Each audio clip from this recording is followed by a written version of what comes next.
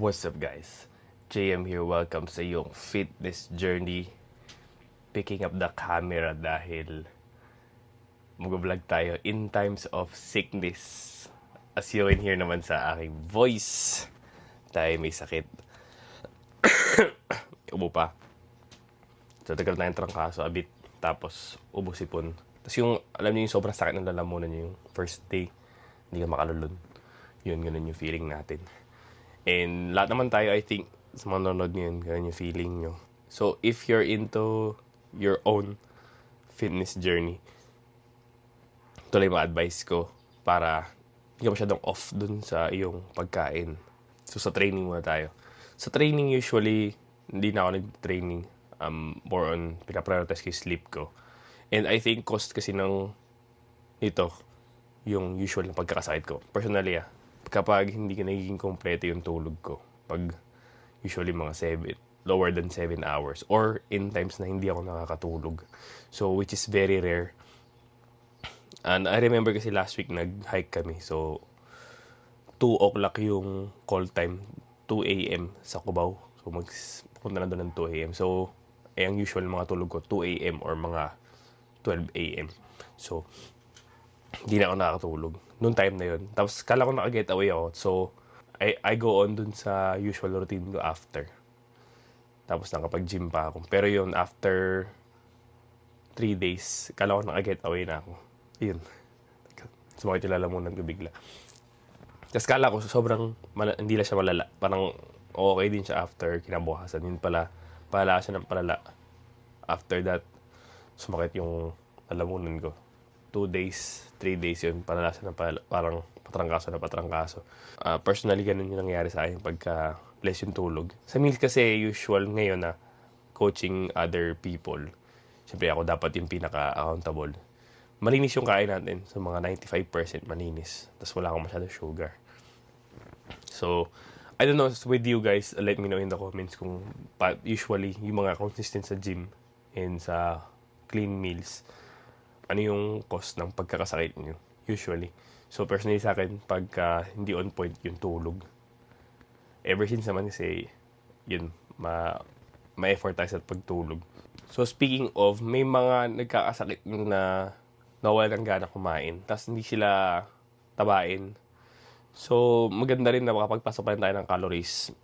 Yung iba, para makakain, nag-turn sa maduduming sources like chicheria, ganyan, para pasukan ng whole foods or minsan chicheria lang. Siyempre, alam naman natin na lason yung mga basura meals like chicheria, ganyan, mga sweets. Pero kung yun yung dahilan para makapagpasok ka ng mas malilinis na pagkain, para umandar yung cravings kasi nga wala ang gana, go pa rin. Pero as sa atin, ako hindi naman ako nawalan ng gana kumain. Mahirap lang gumalaw. So, ang tatamaan yan is yung grocery, ganyan, or yung mga daily routine mo na healthy. Like, pagluluto, pag-grocery, pagkain na malinis, yun yung tatamaan sa atin, sa mga tabain. So, I suggest kung kaya mo pa rin mag-grocery, push natin. Pero dun tayo sa, may excite tayong kumain. Kaya ako, usually, first time kong ginawa to, usually nag-chicken breast lang ako. Pinalitan ko siya ng steak. So, kumain ako ribeye kahapon. Mga 500 grams sa ribeye. Tapos, meron ding a little bit of medyo madumi, longganisa, tapos kanin. Tapos, fruits and vegetables, pipino, kamatis. So, yun yung naging game plan. Tapos, gamot. Sa gamot, dati kasi, pag nagkakasakit ako, pina-force ko yung sarili ko na huwag uminom ng gamot dati. Para nahiya ko lang na magle-leave na ako nun sa work for a week, ganyan. Which is okay naman, nagagawa ko siya dati, mag-leave sa work for 1 week.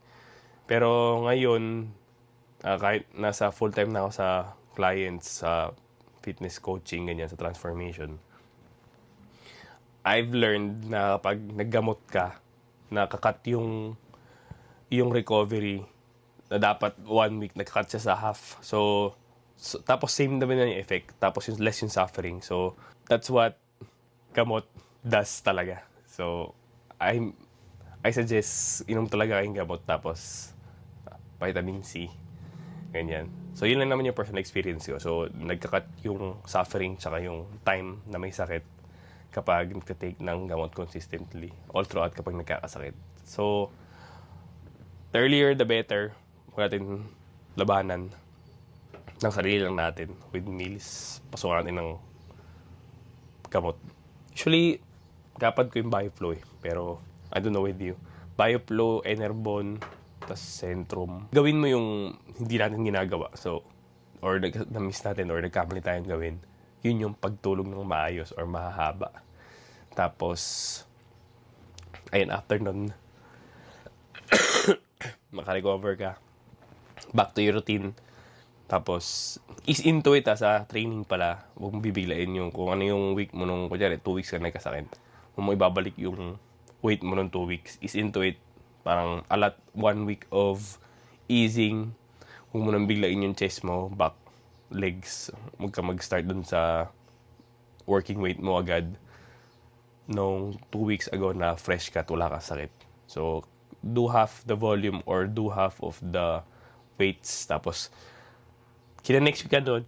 Pag next week, second week nun, after mo magkasakit, doon ka mag all out ulit sa weights mo. So yeah, it's frustrating na nagkasakit tayo. Pero hopefully makatulong sa'yo. Kasi nakatulong din sa akin. Kapag nagkasakit ako, syempre nakaka-bad trip na wala ka sa gym ng isang linggo, tapos wala kang magawa, parang mabagal yung araw, gusto mo mag-workout pero di kaya ng katawan, tapos wala ka ring energy.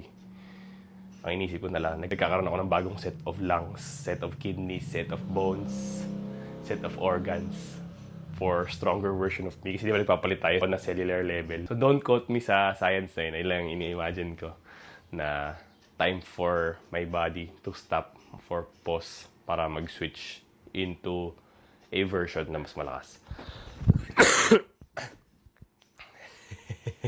So, we'll update. Gonna come back stronger and I'm gonna push harder. Pero times like this, yun. Hopefully nakatulong yung mga tips ko sa'yo. And medyo nakaka-relate ko sa experience ko. And speaking of grocery, nakapag-grocery tayo ng chicken breast. Sakto pa lang ngayon ay Easter Sunday. So, nagkasakit tayo ng Holy Week. Timing. Pero, though wala naman akong work. So, wala akong work na office.